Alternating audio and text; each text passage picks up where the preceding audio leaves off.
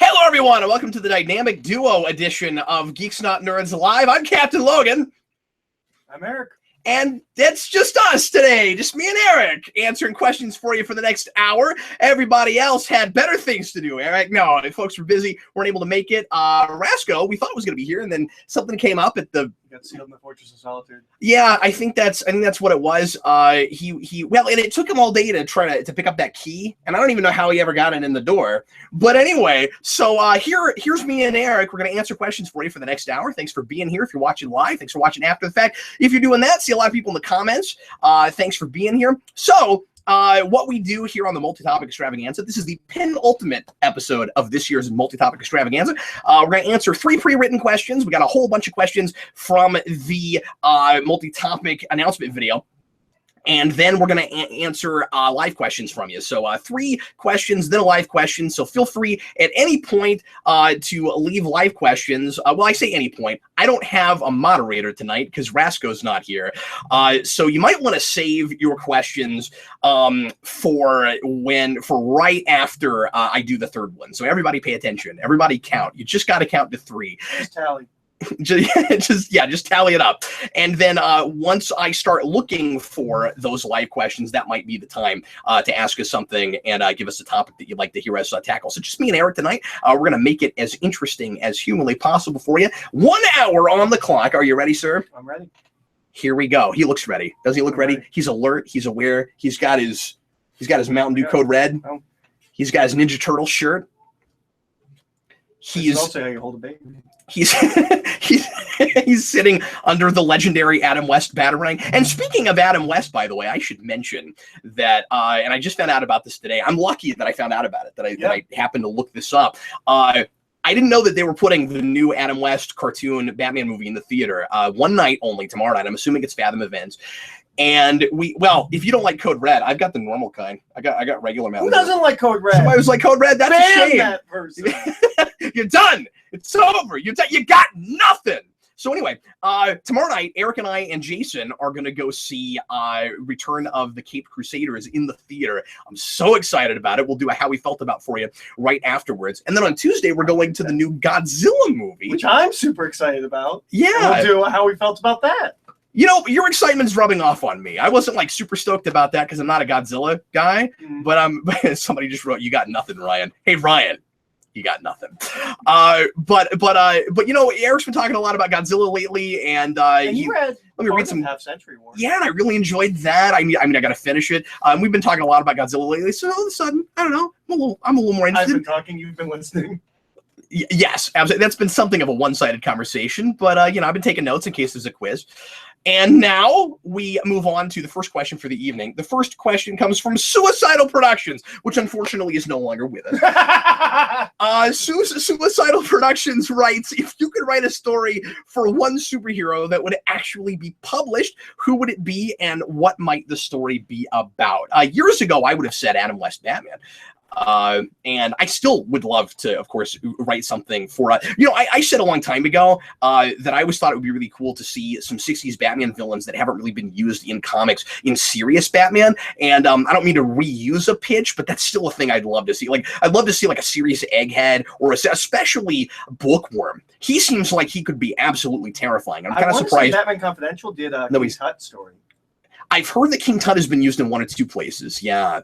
But I'll try to think of another answer too. Who would you do, Eric? The only thing that I can think of off the top of my head that's like a simple pitch of like an idea I've had. This isn't like my end-all be-all definitive story for a superhero. I have always wanted to do a Batman story called Department of Youth, which is about the effect of the villains on youth culture and kind of doing some things with that. Okay, my really bizarre off the beaten path idea, and this is a thing that I conceptualized as a prose story at one point, I think could be amazing with the right artist in pictures, would be a mini-series based on the songs of They Might Be Giants. And then rendered visually and turned into a story, because the Giants have so many weird, absurd, like characters and things that show up in their songs that you could totally turn them into real characters, and it would be great for weird comedy comics, maybe superhero stuff, maybe just sci-fi stuff. Chess Piece Face could be a character. Mr. Excitement could be a character. And you could have a whole Justice League of the Triangle Man characters. And then, unless you wanted to make them wrestlers like they were in Tiny Toons, and you could do, and then you could have them like driving around on the ship Arkansas. The scale is 1-to-1. I just like, there's so many cool things you could do with that. Well, in a similar vein, I would love to do the Proto Men's albums as comics, because I can see those in my head when I listen to the songs. So similar kind of thing. I want to thank Cole the Arrow for this next question, and this is a thing that I wouldn't mind expounding upon maybe in question two, for those of you who are counting. This is something I wouldn't mind expounding upon later on in a whole episode of Geeks Not Nerds. Cap, can you explain in more detail your theory that the success of Power Rangers and TMNT 87 was due to kids filling in the blanks of the story with their imaginations, and why shows like Power Rangers and Ninja Turtles seem more epic when you're a kid, when in reality they are very silly shows? I think a lot of it has to do. Well, I think the first half is the answer to the second half. What do you mean? Why they seem more epic when you're a kid? Because you're filling in the blanks. Yeah. Well, and I think I think maybe part of what he's asking is, why is it that we do that? And of course, a lot of it is because your imagination obviously is very active when you're a kid. You're seeing things differently than you do when you get older, and you have more preconceptions, and you have an idea of how the world is supposed to work. You have more realistic expectations. You get less idealistic. All those things. I think specifically with things like Power Rangers and Ninja Turtles, it has a lot to do with action figures.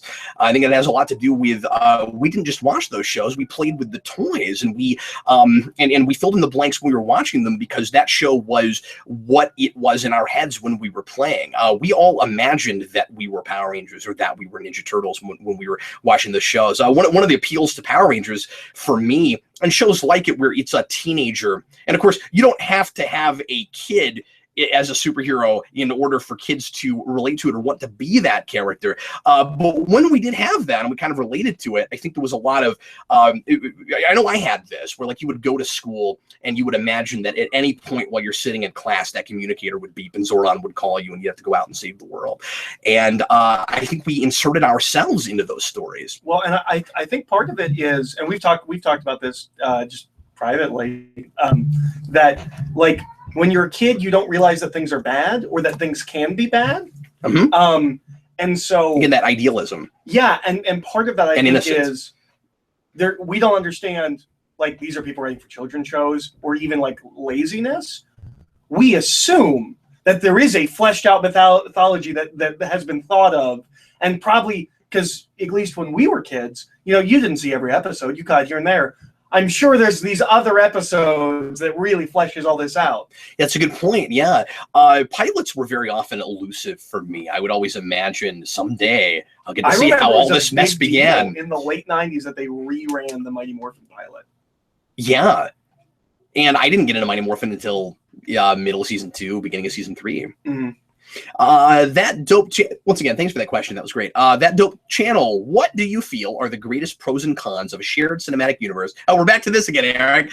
In terms of storytelling / filmmaking, and what will other studios need to learn from Marvel to successfully create their own? This is question 3. If you're keeping track, question 3. Now might not be the worst time to start asking questions.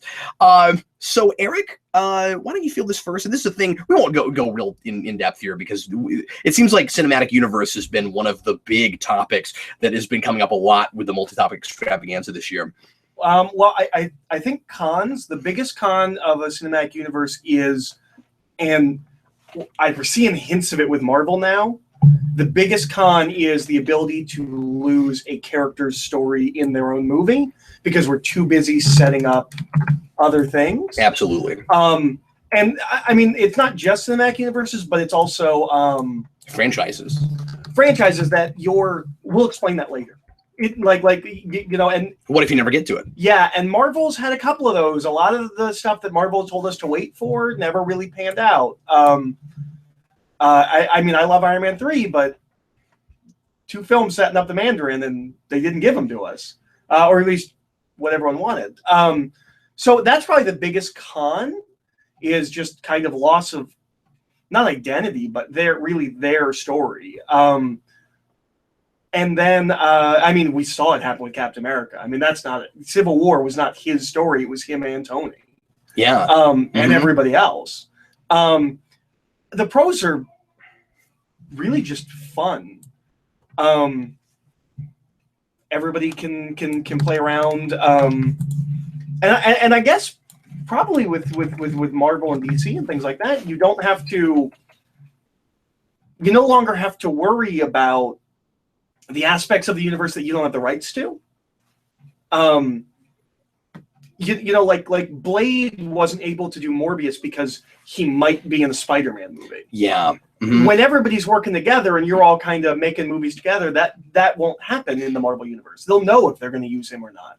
I mean, it still becomes a problem with something like Marvel, where there are properties that you wish you had that you can't use, and like that very being the big one. And Spider-Man before we got him. I mean, like the very thing but they're that doing cosmic stuff. I mean, right, but all I'm saying is the very thing you're describing with Blade and Morpheus, I always do that. Morbius, I very, very like. Although I'd watch that movie, I'd watch the heck out of that movie. Awesome. Blade, I don't believe what you believe. I'd watch Lawrence Fishburne as Blade. That would be really cool too. I mean, he'd have to drop a few pounds at this point. I mean, he was Blade for a scene in Matrix Reloaded. Well, that's true. Yeah, and he looked amazing in that. I love watching that film. He can be Old Man Blade. It's not a good. I love watching that film. Old Man Blade. That's another thing, especially since the Wolverine movie is going to be called Logan and not Old Man Logan. Yeah, make Old Man Blade. Can I just say real quick, put a pin in this because I didn't do a captain's log or anything. Love that title. It's great. So excited about Logan. That is really cool. And I don't think anybody's going to have any trouble knowing what that is. Anyway, but the thing with Spider-Man, I mean, like there were plans because they thought they might get him or be able to do something with some of the stuff in that, and then they didn't, and then they did. And so like some of that did kind of happen with Marvel Cinematic. The big con for me is the potential for biting off more than you can chew, making it, as you were suggesting, too much about the shared universe and the novelty of that. So obviously, the biggest pro is you get to Heine. Of course, he loves Logan, yeah, because that's my name too. Yeah, when I grow up, I hope people call me Old Man Logan. But I think the best thing about a shared universe is that you can really create this rich mythology and universe over many, many, many films, and anything that you don't get a chance to do in one, you have the potential to do later. And as you said, hopefully we just don't forget about those things. We don't see things that we're not actually going to get to, and we're not using that as a crutch or an excuse for things. But oh, don't worry, someday you might get that. No, never happens. So you don't want that. You don't want that to happen. But I think like the big pro and the big con are related. You don't want to bite off too much, more than you can chew, and that can easily happen because you're trying to make this wonderfully rich, expansive world that has all these different facets to it and different layers and things, as we're seeing with Marvel and all of the different kinds of genres that they're able to do. But you can easily screw that up, and I feel like we're kind of seeing that with DC, where it doesn't yet have really an identity, and the excuse has been these are all supposed to be kind of different worlds, and like each time we do another one, it's going to feel totally different. But then what's the point of them crossing and stuff? Like you got to be able to seamlessly, as much as humanly possible, make it feel like different worlds that also could exist. So I'm gonna real quick, if you'll permit me, Eric, I'm gonna answer something that I've gotten for whatever reason several times the last few weeks. Supreme Overlord Shamira, and this Supreme Overlord. This is a live question. So we're back at 0. I reset your counters. Cap, I saw an old video on Star Trek Enterprise. This was an old Trexperts from years ago, where you said you had a theory on there being 3 timelines in the Star Trek TV shows. Can you please explain? I will explain this as briefly as humanly possible, and someday maybe Sarah and I will finally sit down and do a video on it. I gotta find my old notes. I haven't thought about this in a long time, and it's outdated now, which is why I haven't done a video on it, and I haven't really considered it. At this point, it would be or a separate reality, and some of that just sorry. I'll go this way.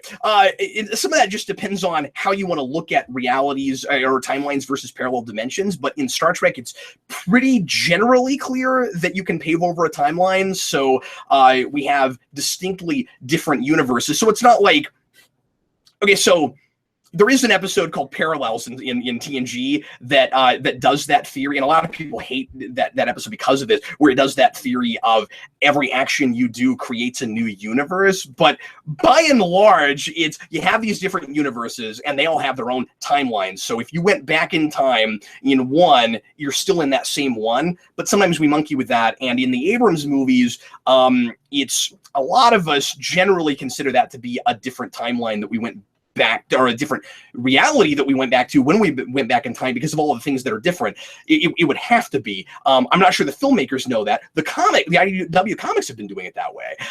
So even from people doing things with Star Trek are thinking about it that way, because it's the only way to really make it consistent. So anyway,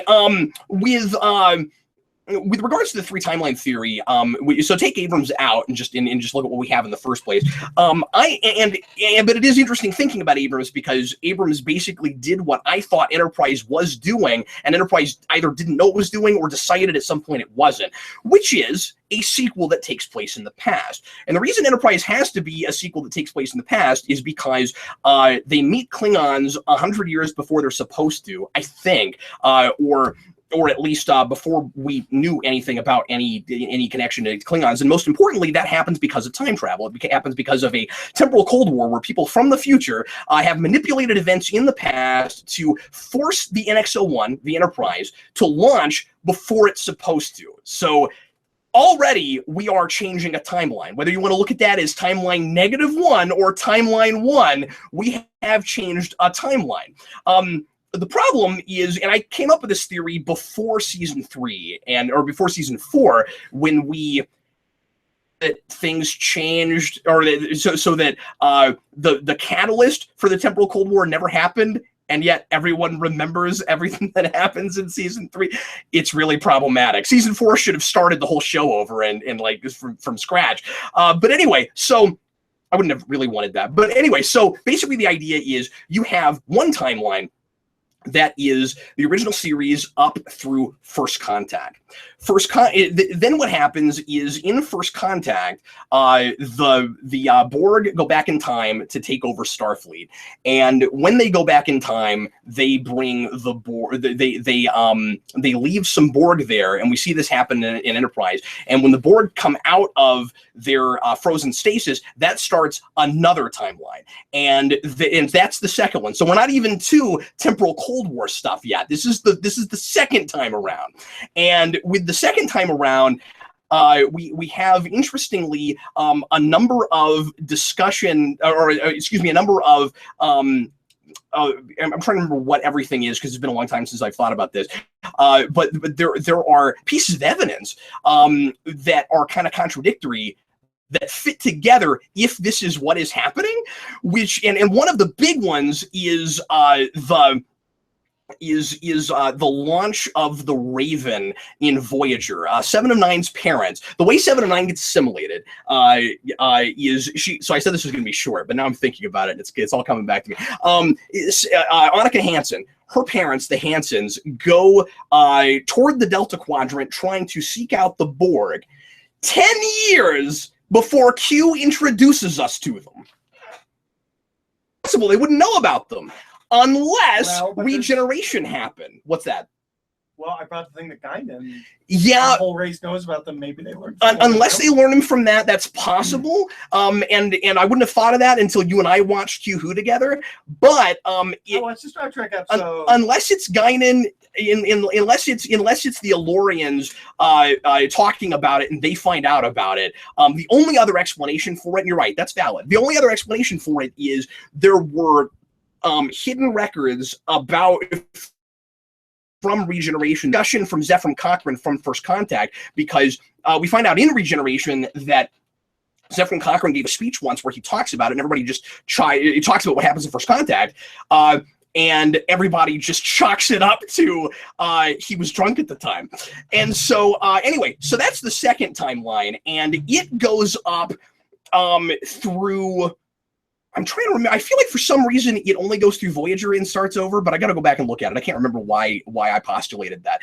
And anyway, so then you have the temporal Cold War. By the 31st century, we send people back in time, and they launch the NX-01 early, and that starts the third timeline. And that's why there's 3 different timelines. And so when you're watching Star Trek, you're watching different episodes or different series take place, different parts of series take place in different timelines. There's more to it than that. I have a whole 5 or 6 pages of notes somewhere, and it's been years and years since I even thought about it. Anyway, let's go on to the next pre-written question. Oh, and I feel bad because this is also a Star Trek question. I didn't know that until the Life Dyslexic asks, given that we know the time frame for Star Trek Discovery, but that's okay, I'm in the mode now. There is a chance younger versions of TOS characters could appear. Should they therefore use the J.J. Abrams or the J.J. verse actors or recast them again? It would be great to see Carl Urban's McCoy appear in Discovery. No, and also they would be. Well, I was going to say they'd be too young. They could get away with that probably, but I wouldn't do it that way. Again, probably just because it really feels like that has to be a different, like a different timeline, a different dimension. And so I kind of like the actors to be different. Would they even be able to do that legally? No. Yeah. As far as I know, they would not be able to do that legally. It seems like they have to keep the movie stuff separate, which is sticky and dicey because before we always, crossed things back and forth. I mean, like if they ever bring up a thing in the Abrams movies that we didn't have before, does that mean they can't? Like, can they not mention the Kelvin now just because that's in a movie thing? I don't know. I don't know the answers to that. But yeah, I don't think they would. I don't think they'll do that. I think those stars are too big. I don't think it would happen anyway. Well, Carl Urban keeps doing TV. Okay, so that's true, and also Quinto is a TV actor first. That's true. So. And he's been doing American Horror Story. Yeah. Okay. This will be now the second question. Sizmaster6985. What are some aspects / elements you don't like about your favorite comic book characters, and vice versa? What are some aspects / elements that you like about characters you don't like? Well, that's kind of a mouthful. That's a big. That's 2 questions. Yeah. First of all, it's 2 questions.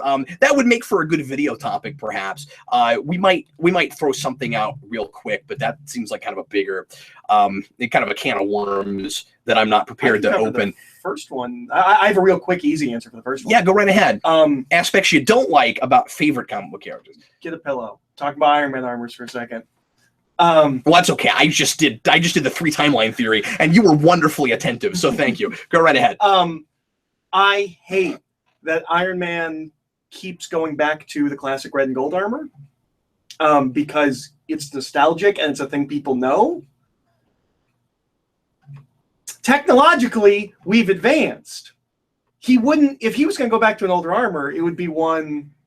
The one right before the one he has, something like that. I hate that he keeps going back to I hate that he keeps going back to classic red and gold. It's just, there's no reason for it in the story. It's because it's fan pornography, really. It doesn't make any sense in the context. It only makes sense to us outside because that's what everyone knows Iron Man's armor for. So that's one. And he's blown up his armors, all of his armors, at least 4 times in the past 10 years. I don't like when Batman makes it so obvious that he must be Bruce Wayne. That's a thing that drives me crazy. And I guess it's more of a problem with people not picking up on it. Well, the trick is making the connection. Oh, I hate that line. Snyder just did that in All-Star Batman. Wow, was that second issue a drop-off for me? We'll see where it goes. But yeah, that was my big issue with Batman Incorporated, is I was like, the idea is supposed to be that you would be the last person anybody would think of, and now you're hiding in plain sight like that. I never cared for that idea. So I don't know, but there's a lot of things here and there with Batman that I find myself not really liking. So yeah, and I don't know, the reverse, characters you don't like. Oh, you know what? Deadpool is probably my big one. We're like overall, I tend to not like Deadpool. I mean, I guess I like him more now than I ever used to, but sometimes the humor's really funny. I think you can do interesting things with the psychology of a guy who can't die. I like his relationship with death and comparing that to Thanos. So So there's things to like about that character, but overall he's not. He doesn't remotely come close to one of my favorites. I don't like Darkseid. I like when Kirby writes him. That's the thing I like about Darkseid is when Kirby writes him. Well, I shouldn't have given that preamble because that ended up being a cool question. Thanks for that. Mikkel Jorgensen, what would your Marvel/DC amalgam shared universe look like? Oh boy! For example, I would make Matt Murdock become Batman and Bruce Wayne be the Kingpin of Gotham. Okay, should I go into my thing? Sure. Or do you want to do yours first? I don't have anything off the top of my head, so you go. I'll try and think of something. Okay, so I love that you asked this question. Is this because just a character you would switch? No, it says just what would the universe look like. So I guess he just means what kinds of things would you do? Like what would be the big things you'd love to do? So years ago in the early 2000s, I was doing email role playing, and I've talked about this on the channel a little bit here and there. I used to play Lex Luthor in like 3 groups, and I became this on these Yahoo groups. I became one of the go-to guys for Lex Luthor. Somebody needed a Lex Luthor in a Smallville group, and they'd come to me and ask me to play him. And we did there was this girl that I was writing with a lot, and she and I started doing an amalgam game. And we did, it wasn't that universe, it was making up our own and crossing different things. And the 2 I did that I was most proud of are, first of all, I crossed the Ninja Turtles with the Fantastic Four, and I gave each of the Ninja Turtles a corresponding power with someone from the Fantastic Four. The hardest one was figuring out who Invisible Woman should be, because Leonardo seemed like the obvious choice at first, but then he's the leader, so he has to be Mr. Fantastic. So it was a little tough because the Ninja Turtles don't have a female character generally. And you'll see us talk about that down the road. But then the other one, this seemed like the most obvious thing, and I could not believe that they didn't do this in Amalgam. Although what they did do was kind of fun, the way they did Dr. Fate and Dr. Strange Fate. Dr. Strange Fate, and ultimately he turns out to be Professor Xavier. But what I came up with was Professor Lex. He's Professor Xavier and Lex Luthor combined, and he is a giant corporate mogul, and he's able to control people with his mind, and he has an evil team of mutants that he sends out to kill people that get in his way, called the Lex Men. And that's the one I would go back and I would write if I could. I think that would be that'd be so much fun. Do you have any good crosses? I've been thinking here. I got maybe 2 ideas. One of them would be both Batman and Moon Knight, kind of in different ways of aspects of the Shadow. Mm-hmm. I would cross those 2 characters and kind of make them just the Shadow. The other one is I would combine Orion with the Thing. That's interesting. They're very similar characters coming from Kirby. They're characters that are really obsessed with their appearance, and Orion, if you read the New Gods, he has this real mean face, and he puts the mother box over his face, and it makes it a more normal face. I think that's really interesting if he's the Thing, and kind of changes himself to look more human, and but people can touch him and know that he's not human. I think there's something to do there, and I don't know, Cosmic the Things. Yeah, that is a cool idea. Eric Heine just poked a huge hole in my Professor Lex idea. Wouldn't Professor Lex just kill people with Cerebro? Well, yeah. Maybe my version for some reason wouldn't have a Cerebro. Because remember, he's not Lex Luthor wouldn't have to be a scientist. Combine Superman and Magneto. Oh boy. And he would just rule the world. Well, no, he'd be the good guy. If Professor Lex is the villain. That's a cool idea. It'd be cool. It'd be really cool if he just has magnetic powers. Mm-hmm. So he's Magneto, but with Superman's upbringing. Mm-hmm. So basically, the Kents raise a kid that can control metal. Yeah. That's really interesting. And what if the deal was he lands in his rocket, and then he's floating his ship around, and that's how they find out he has powers. And the Kryptonian technology is the only thing that can block the telekinetic signal, so that's where he gets the helmet. That's a really interesting idea. Oh boy, yeah, so many possibilities. Crossing DC and Marvel was always a good idea, and some of what they did was cool, and some of it was just ridiculous. Dr. Doomsday is one of the best ideas ever. Okay, and by best I mean hilarious. Now we go on to a live question. Ultron 30. No, that was 2, right? No, that was 3. That was 3? That was 3. Okay, I'm wrong. Yeah, aspects about favorite comic characters. Before that was Star Trek Discovery, Okay. and then DC right. Amalgam. Yeah. I lost count. Ultron 32. Did you hear William Shatner is voicing Two-Face in Return of the Cape Crusaders? Yes, and I meant to do a captain's log, and I haven't gotten around to doing it. I don't know if I'm going to have a chance to, so I guess I'll go ahead and just talk about it right now. And maybe, so you might hear all this again later, so spoilers for that. But for anybody that doesn't watch all the way to like half an hour into this video, they can hear what I have to say about that. And if you see this video, you don't have to watch the other one. No, you don't. No, I'll put the most important announcement I've ever put about Geekvolution in that video, Eric. And then no, I won't. That would be. I mean, that's going to be amazing. It's brilliant for a couple of reasons. First of all, Shatner is, of course, a major 60s actor. Batman and Star Trek happen at the same time. I love the Star Trek connection there, not just because of the timeline, but also because of Harlan Ellison. Ellison wrote a treatment for a Two-Face story that became a comic book. I don't know if you've read it. It's great. I've not read it. I want to. It's really cool. That's the story that was going to be Clint Eastwood. Yes, and he didn't have a full script, but he had a treatment, and it would have been the biggest and most expensive episode of that show because it had every vehicle. The Batboat's in it, the Batcopter's in it. Of course it did. That's Harlan Ellison. It's great. And I don't know why exactly they didn't make it, but I suspect some of it was just expense. It would have been really expensive to make. The scope was bigger than you ever had with that show, and it was great that they made the comic because it fit better for what they did with the comics because it was that show but on a grander scale and without any worry of budget. So it's cool that with those being the two big TV things that Harlan Ellison did, that you either didn't get to see or you didn't get to see the way he intended them to because of Sitting on the Edge of Forever. Both of those things have comic treatments of his original ideas, be it a script or a treatment. I have read that one. And now Shatner is voicing Two-Face. I wish they were adapting that story. It doesn't sound like they are. It sounds like it's going to be something kind of different. But I imagine but I imagine it'll borrow things from that. So that's really super cool. A lot of people have been saying, isn't it weird that they already cast that and they're already talking about that movie before the first one even comes out? It's important to note that they announced them together. That when the first movie was announced, it wasn't just we're getting a Batman movie or a 60s Batman movie. It was we're getting at least 2.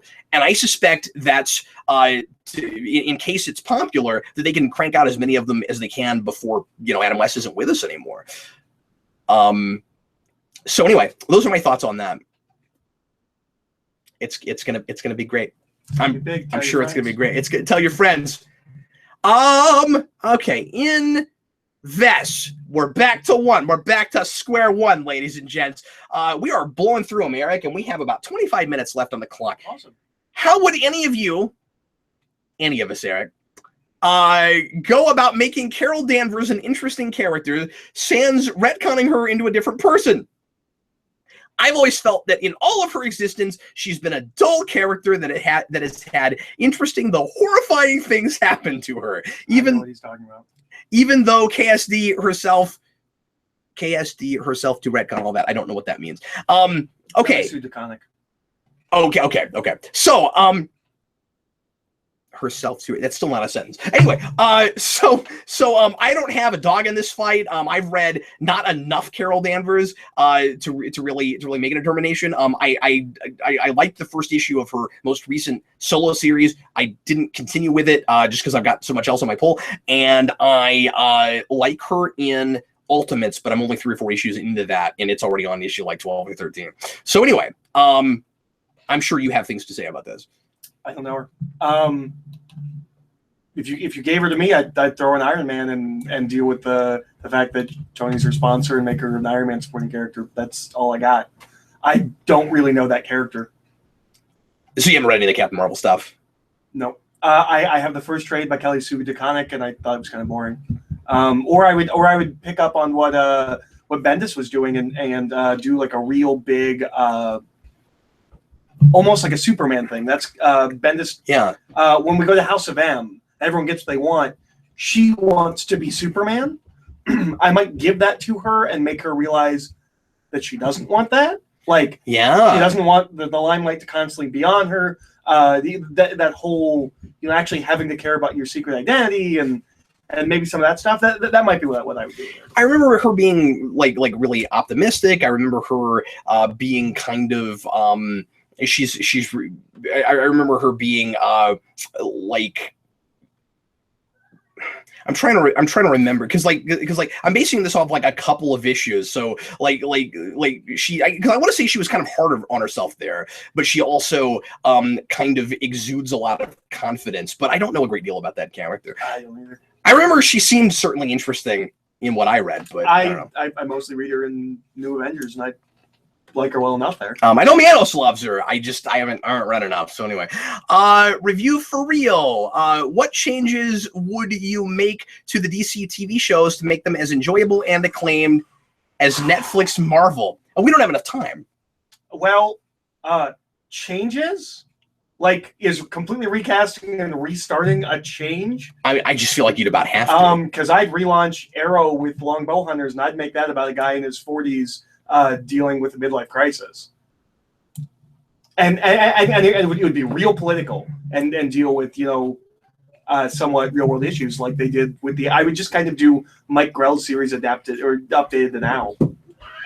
You mean just for the Arrow part of it? Yeah, just for the Arrow part of it. Flash, I have no idea. Supergirl, I would make Power Girl. And because I think if you're going to do a show about a strong female protagonist, how about someone who owns and runs a company and isn't actually tied to Superman, so you can really do your own thing with that. So I just cancel Supergirl and make Power Girl show. And I have not. I don't know about Flash. I would write it better. I agree with Daniel David. He says drop the love triangles for God's sakes. Those shows are so formulaic and they're so gimmicky, and on the whole, and like Flash has been better than Arrow, but that last season wasn't saying a lot in my opinion. I know I'm gonna get in trouble with some people with this, but this is just how I feel, baby. This is my opinion. That those shows don't give the audience any credit, and these characters don't feel like real people. I feel like I knew who each of these heroes were when we're talking about especially Flash and Arrow, and even Supergirl in their first few episodes, and then they started kind of become amorphous blobs that were whatever an episode wanted them to be. But the problem is it's not an episodic television show, it's a serialized television show, and so they can't just like change for the sake of one script, because it's not one story, and you shouldn't do that anyway. But you can't even appreciate them just in a singular sense in that way. I think that Arrow is beyond repair at this point, and I think that Legends started that way. But I can't take that show seriously. There's no suspension of disbelief. There are things I liked about the first episode of this season, but especially weirdly the flashback stuff. The book is back, Eric. We're finally dealing with that again. Oh, is it? And they're setting up how Oliver became part of the Russian mafia and all of that. And they brought up back the Russian mafia guy, who I think has already died in present day, if memory serves. And I like that actor a lot. They wrote really fun lines for him and fun stuff for him to do. So suddenly I liked the flashbacks more than I liked the present day stuff. And I doubt that will continue. But even disregarding the stuff that I am suddenly enjoying in that show again, even if it was suddenly, Eric, a really good show, like even if it was on par with Daredevil, I mean, like, I'm sure I could, ignore stuff from the past and enjoy the story they're telling, but I would still have difficulty with suspension of disbelief because of all the jump the shark stuff that they can't recover from. You cannot recover from everybody finds out that Oliver Queen is the Arrow, and then they suddenly don't believe that he ever possibly could have been because Harper outs himself, and Harper is connected to Oliver in 6 different ways, and he would need the resources of that and stuff. And so it's just every time we pretend like nobody knows who the Arrow is and that Oliver can't possibly, and that's one of many, many, many things that you cannot come back from. I know how I'd fix Legends. I completely forgot about Legends. Yeah. I know how I'd fix Legends. Yeah. Okay. Without having seen an episode of that show, I know how to fix it. Okay. So we get rid of the time travel, because we shouldn't have done that. We shouldn't do that past that first season. No. Okay. So the obvious thing to do is to make them the Justice League. Yeah. I wouldn't do that. I would have them You could do slowly that. become Checkmate, which is kind of the superhero CIA. It's like the secret cabal of people that make the world move. Mhm. And we're told in the teaser for the first season, I assume it carries through the whole show, that the reason they are picked is because they are not important to history. I would make that a plot point. They're incredibly important to history, but no one knows it. They are secretly making. They've already kind of done some of that. Well, They have already kind of done some of that. But yeah, that would have been cool. As far as making them as good as the Netflix shows, that's impossible. You would have to change the entire staff. Yeah, because the problem is you got to be character driven. You've got to avoid the TV pratfalls. You have to allow relationships to happen naturally. You can trust your audience. And you have to trust your audience. So you can't put two characters together and like at the point where it almost always happens in a TV show, and now they have to break up just because it's time for that drama. Even if it's inevitable, when those characters break up, we have to, and we feel bad about it. We have to feel bad about it because we cared about those characters, and the breakup was natural, and it needed to happen there for whatever the story reason was, and not because we knew it had to happen, and that only occurs because, well, it's time for that drama to happen. The Felicity thing last season is the biggest culprit of that I have ever seen ever. She understands why Oliver lies to her about his kid, sees that he has no other choice, and just on the principle, she might as well come out and say, this is what TV shows do, so I have to do this now. She breaks up with him anyway and is angry with him for no reason. Not a character, not a person, not a human being. And if you want to be as good as Netflix shows, you have to be able to take risks. Yeah. And there are things in some of those characters' histories we'll never touch on television. Oliver Queen was raped. I don't know if you know that. That happens in the Green Arrow comics. Netflix shows would tackle that as subject matter. CW's not going to. And to be fair, some of this depends on what kind of a show you want to be. It could be just as good as those, Eric, on the level of storytelling they want to do, like the kind of show they want to be. If those want to be, to some degree, family dramas, which Flash wanted to be more than Arrow. No, I get that, but more so than Daredevil. You see what I'm saying? I think they think or thought they were making a show like Daredevil until Daredevil came out. Yeah, no, that's true. But they also were still making a show that comes on at 8 or at 7 or 8 o'clock in the evening. There are places they're not going to go to. They're not going to go to some of those rougher, darker places that Daredevil goes to. They're not going to have the kind of child abuse subject matter that the first season of Daredevil had. They're not going to have. They're not going to deal with the rape kind of subjects. They're dealing with Jessica Jones. They're certainly not going to deal with some of the racial politics that we're getting in Luke Cage, which I've seen one episode of that show so far. We're going to watch more of that tonight, and that is already some of the most adult I've ever seen that handled. Adult, you know what I mean? Maturely that's been handled. It just that stuff would happen. So like if it can be a different kind of show and still be smart. And second season, like first half of second season Arrow kept surprising me. It would do things like let a character find out that Oliver Queen is the Arrow way before you ever thought they would, because that's the appropriate time for that to happen. Like organically, we're like, this is what this character would do. And so they find out now, and it was risky, where it's like, well, we're risking not knowing what we're going to do with this character after this, but this is what would happen.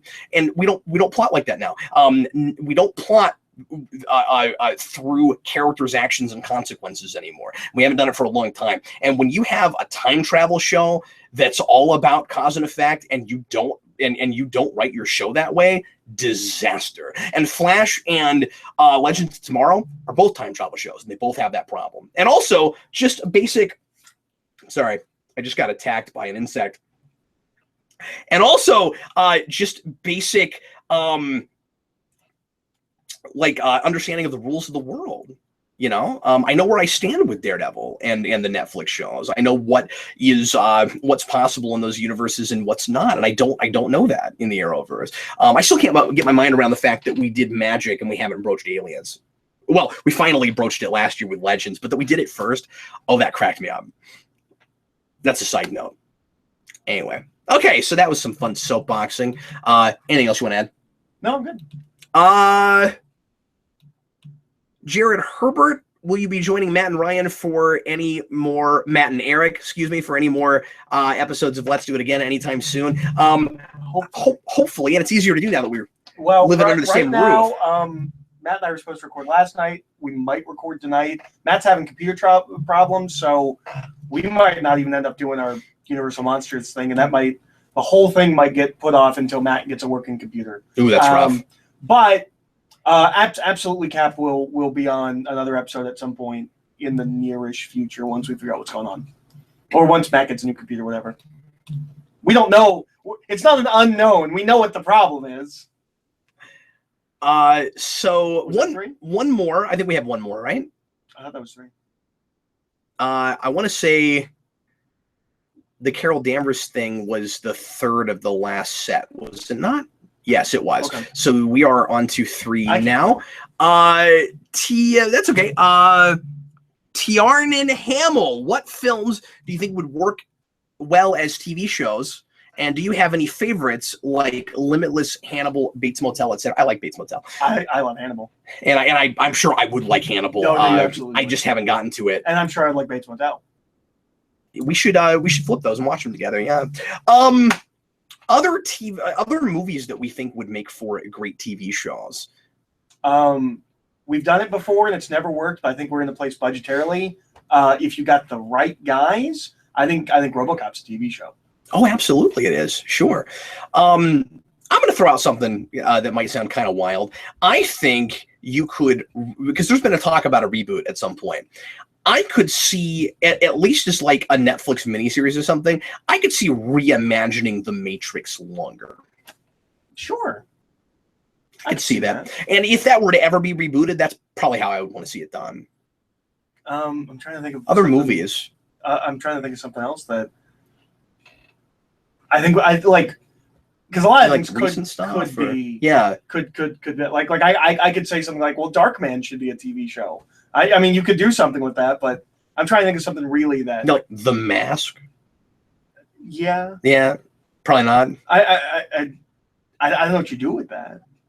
I don't either. The thing is, we keep getting TV shows out of movies that I would have thought you couldn't do that with, and then it works okay. Like I thought Hannibal and Bates Motel were both horrible ideas, and they ended up being really good shows, both of them. So what do I know? And I wouldn't have thought Lethal Weapon, but we like that pilot. Yeah, we haven't watched any more yet. I'm 2 episodes behind. I'm trying to think of something. I'm trying to think of a good one. And just nothing's coming. Like a really good one. I'm trying to think of something that has come out in the last 10 years or so. Yeah. You know, the Lego Movie, the TV show. No, I'm kidding. And I'm trying to think of something that's not like a comic book. We're like, you know, yeah. Well, you know, when I'm talking to these folks on Geekvolution, that's where my head's always at. So I gotta try to go some other cool places. Well, you know, they got that movie coming out. It's called Power Rangers. That looks like it could be a TV show. That could be a TV show. That could be a TV show. Yeah, absolutely. No, I know The Mask was an animated series, guys. And a decent one at that. I remember at least when I was a kid, I liked it a lot. Okay, so here's a live question. Azim Abu Khalil. Sorry if I botched that. Do you think I picked this, Eric, because you're here with me, buddy? All right. Do you think Frank Miller is still capable of good storytelling? Absolutely. And not just crazy male fantasy fever dreams? Hey, I'm the guy that likes Holy Terror. I've been liking Dark Knight 3. I disagree. I think it's really slow. It should be chunkier issues. Like you can't count Dark Knight 3. He didn't write that. Sure. He had a couple of meetings with Azzarello, and Azzarello wrote that. You can't count that as a thing Frank Miller wrote. Frank Miller, okay. My answer to that is I think Frank Miller still has good ideas. I think someone else needs to put the words in the balloons. And my biggest problem with Dark Knight 3 and everything else that spun out of it is it doesn't feel enough like Miller. Oh, well, that's absolutely fair. Sure. I don't know that anybody else should really be writing things on top of Miller now. As much as I'm liking things about that, I don't know if it should have been done. And let me say, when it comes to Holy Terror, I appreciate Holy Terror. I don't know if I would say I like it or I think it's particularly great. I appreciate it as emotion put on page. It's just him working stuff out. The big thing that I want to see Frank Miller do, that he's perfect for, that he's never done, is he needs to do a Western. He's never done a Western. Interesting. He needs to do a Western. And if I ever get to meet the man, I'm going to ask him why he's never done a Western. Because that's the obvious thing that he hasn't done yet that seems right up his alley. I predicted before Sin City 2 came out, and Eric and I are two of the 6 people that saw that in the theaters. I liked it quite a bit.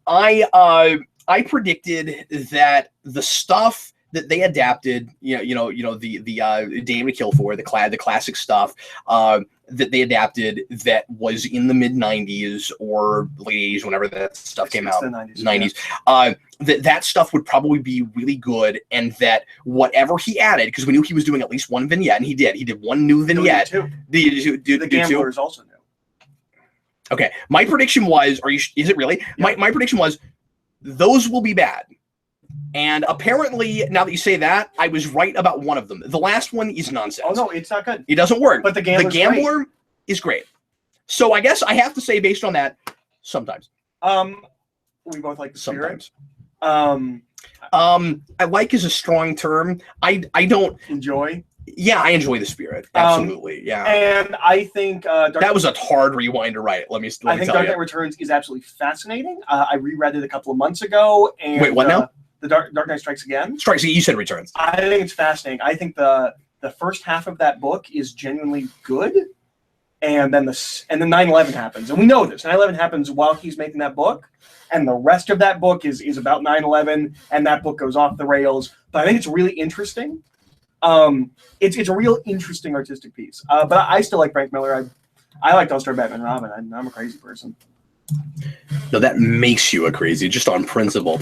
We should review that together sometime. We should. I've only reviewed it a lot of times. it will be me going, "You're wrong. I don't know what you're talking about." But it'll be fun. It'll be fun to do, I'm sure. It'll be a fun exercise in me trying to be respectful of the wrong opinion. Well, and it's really hard to talk about because there's no ending. It's a joke. Jim Lee. Yeah. Now, if memory serves, they collected up through 9, and then 10 came out, and then never again, right? Is that not what happened? I don't think 10's even collected in the absolute. Yeah, they did that book they never as an absolute, which is because I have it. I have a copy of 10, and I don't think they ever collected it. And I've only read 10 once because whenever I reread it, I've got the trade.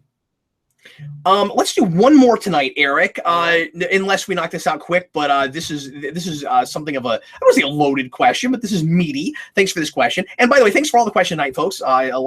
Again, this has been the most insightful for questions ever on the multi-topic extravaganza, and I want to thank everybody for their thoughtfulness. Just tonight. All the questions before this, crap. No, only the questions tonight. No, the entire year of multi-topic has been really good. All right, Noah O, is television in a better place right now than Hollywood? Yes. Yes. On the next one. All right, on to the next. Would you like to elaborate at all? No. Is there a debate? No, I don't. I really don't think there is. Just look at the year we've had this year in movies versus television. And I mean, last year was better. Something I meant to say, just in case I don't make that log. And once again, nobody sandblast me if you see this and you hear me say all these things again later. But something I meant to say earlier that just reminded me of about the animated Adam West Batman movie. And I mean, like, hopefully I really like that. It's really good. It looks hilarious and it looks like a labor of love. And then everybody's working at it. It's really happy to be working on that project. But I think it is so ironic, given how I feel about what happened with BVS, that we're getting that movie this year. I'm just throwing that out there. I think that's hilarious. Robert Emmett, given the popularity of Spiderverse and with Doctor Strange introducing reality warping in the MCU, do you guys think a Spider-Verse film would be a good idea? And if so, should they bring Maguire and Garfield back and possibly Emma Stone as Spider-Gwen, Spider-Gwen as supporting characters in conjunction with Holland and give those returning Spideys a final send-off? that could be, I could see that being a fun idea. I don't want it. That would never happen. And I don't want it. That sounds like, with respect, a very wishful thinking, like fan casting kind of idea. That's very and like these days, so many things happen that I would think could only happen in fan fiction. Nothing surprises me anymore. Shatner as Two-Face sounds like a thing that could only happen in fan fiction. It's happening now. And Andrew Garfield was fired. Yeah, exactly. Before, and that's the main reason I said that. Before we give the rights to Marvel, it's a major contributing factor. He's fired. If we get Amazing Spider-Man 3, Andrew Garfield's not in it. Now, if we did it, and again, there's no way in the holy terror, Eric, that this would happen. But if it did, you bring back Maguire, and when you bring back Maguire, instead of putting in costume, you make him a cop and you bring him in with his daughter Spider-Girl. Yeah, that'd be cool. Just because he'd be too old to get in the costume again. Well, I loved the idea, the fan theory that was getting kicked around before Tom Holland was cast, that, because everybody was like, well, maybe they'll do Miles. I loved the idea that we retroactively made the Raimi films continuity, and we opened with Maguire's death as Spider-Man, and then we transitioned to Miles. I thought it was a great idea. I thought that would be cool. Yeah, that would have been really cool. But yeah, I don't see it. I'm not in love with Spider-Verse as an idea. I hate Spider-Verse is the thing. I think there's some fun things in it. I like seeing Spider-Ham interacting with normal characters. I think there's other ways to do that. I don't know about you, Eric. I don't have a problem with Spider-Ham coming from some other universe or even being some genetically engineered something. I just... In the Holland films? No. I'm talking about just in comics. Like when they did that, I thought that was kind of fun. But my whole issue with it is just the gimmicky contrivedness toward now of it's just spider people. Like, I never liked the Web of Life idea. I never liked the totems thing. And that deals with the totems, and I really didn't like how Sly... And I like the GNN totem stuff, but Spider-Man is not Batman. He is not as easily elemental. Yeah, elemental to put all these cool different spins on. The thing about Batman, exactly. There are not 100 different versions of Spider-Man. No, and when there are, you have to put someone else in the costume. The thing about Batman is you could do a Batverse, and they would all be basically the same guy with different, slight variances. When we did Spider-Verse, it's just, well, here's a character who looks like Spider-Man and has a mech. Here's Gwen Stacy as Spider-Man. Like, they're not... Spider-Man is not as... It's not takes. Yeah. Yeah. And I would argue that Batman has this to the greatest degree of popular characters.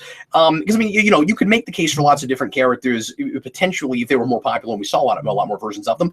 But Batman as an idea is a thing that can so easily go any direction, light, dark, any place in between. Even Superman, I have a hard time saying there are 100 different ways to do that character. There's a bunch of ways, but not as much as Batman. And it's this idea that Spider-Man is... The heart of it is always the same with Superman, though, right? Like generally speaking, the heart of that's the same. I think Batman can have even like different sets of ideologies and like what he's about. And I just think there's a lot of different ways to go with like making entirely different characters based on that idea. The problem is that Superman is an icon before he's a character.